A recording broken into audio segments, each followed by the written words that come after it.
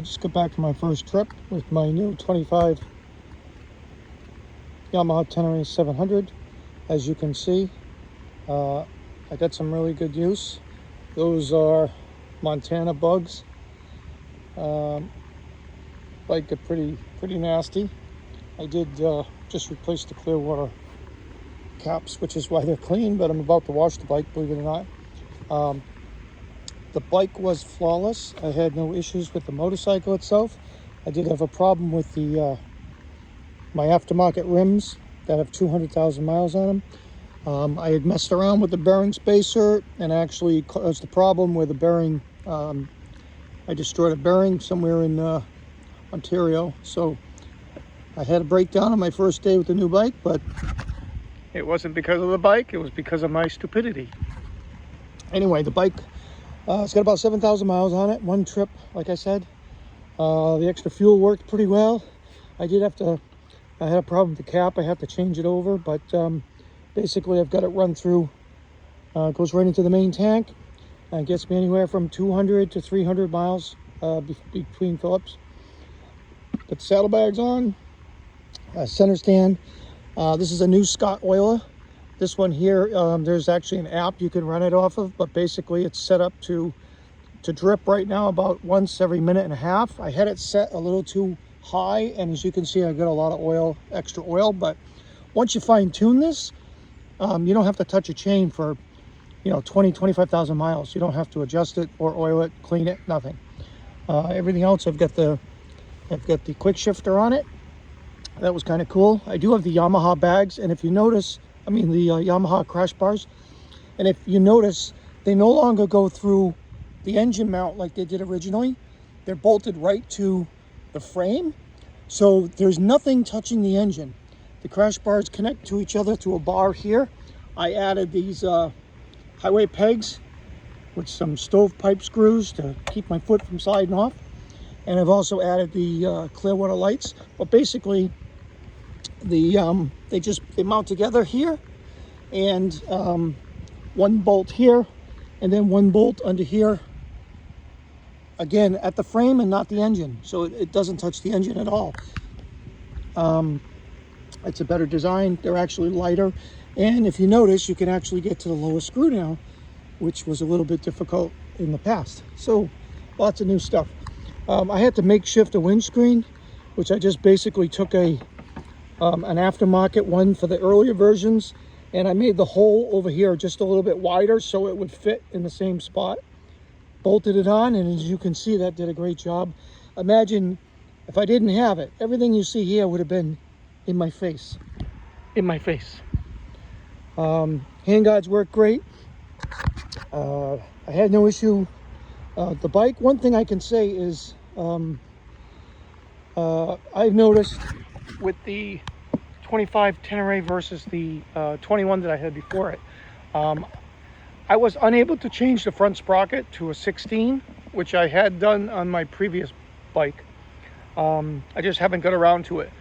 So I thought my mileage would really suffer. I spent almost every day between 65 and 7,000 RPM flying along as I crisscrossed the country all the way from New Hampshire to Oregon and back, Washington, and very high speeds.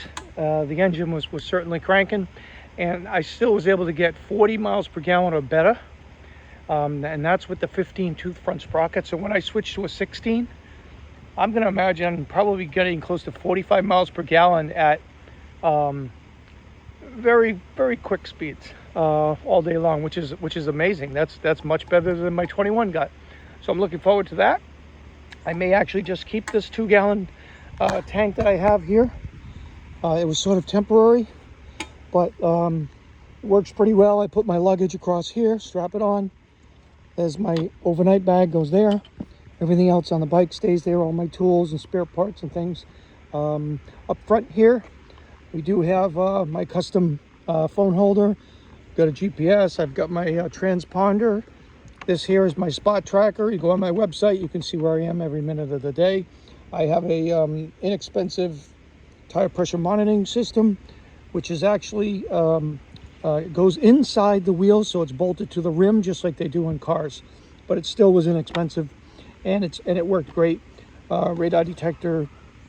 It's about it. Got a couple of switches here. These shut off the power to my GPS. I like to run my GPS all day long, but there are times when I just want to shut the power to it so it doesn't drain the battery. So I have that, and also this will shut off my radar detector so that they can't detect that I have a detector.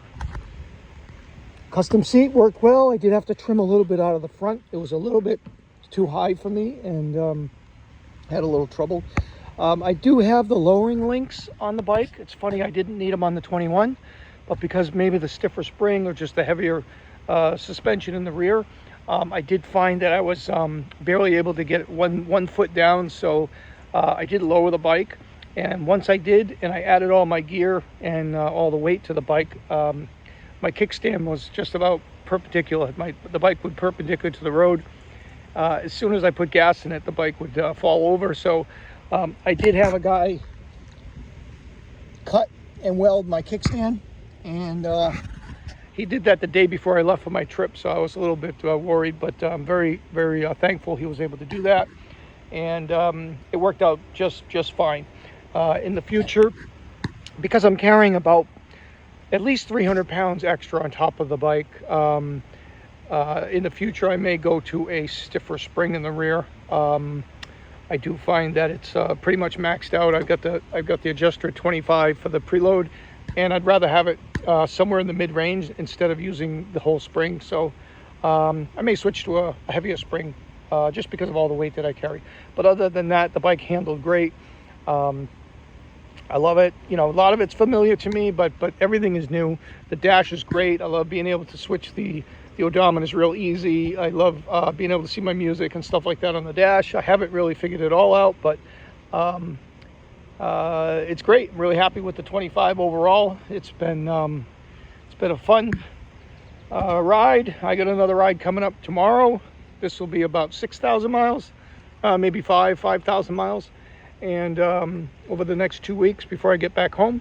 And so by then we'll have about 12,000 miles on it, and not bad for 1 month. And yeah, I'm loving it. I'm happy with it. Everything's working out the way it should. It's a great bike. It was a great bike when it was a 21, and my 25 looks like it's going to be pretty awesome bike as well.